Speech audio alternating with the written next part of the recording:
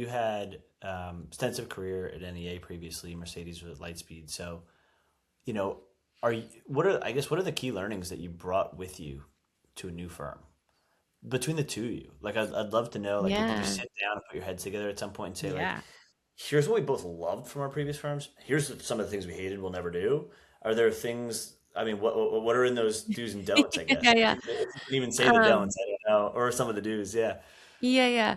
Well, Mercedes and I met through this VC program called Speakeasy, which is Stanford's touchy-feely class, but for VCs and is really small cohorted groups.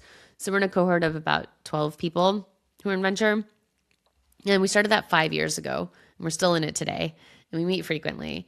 And Mercedes and I, over the years, were like, here's what we love about our firms, but here's what we're struggling with. And then her and I were like, we like the same things and we're struggling with the same things. Let's chat about this. So over the years, we started just like, this is what we'd want to do differently if we had our own fund. And it started as a joke through text message.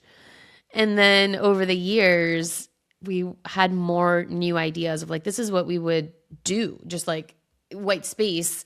And Mercedes one day, I don't know, it was a while ago, was like, hey, why don't we just sit down and actually hash this out? Like blank canvas, if we could build anything we wanted to build, if we wanted to build the VC firm of the future, what would we want to build and why?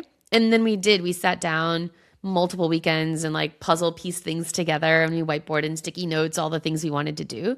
So absolutely, that was a huge part of us coming together. What we realized is the advantages from the big funds.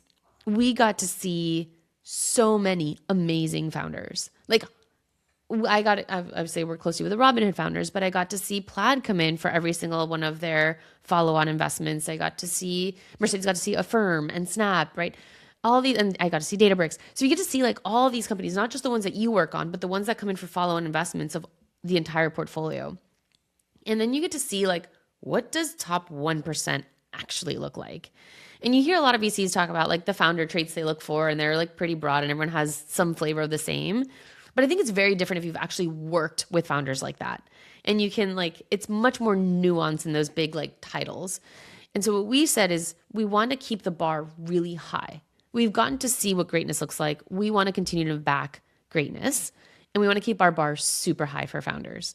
So for that, like, I don't think there's a better place than to see the volume and the, I would say like the exceptionalism of the type of founders you get to work with at the Lightspeeds and the NEAs of the world.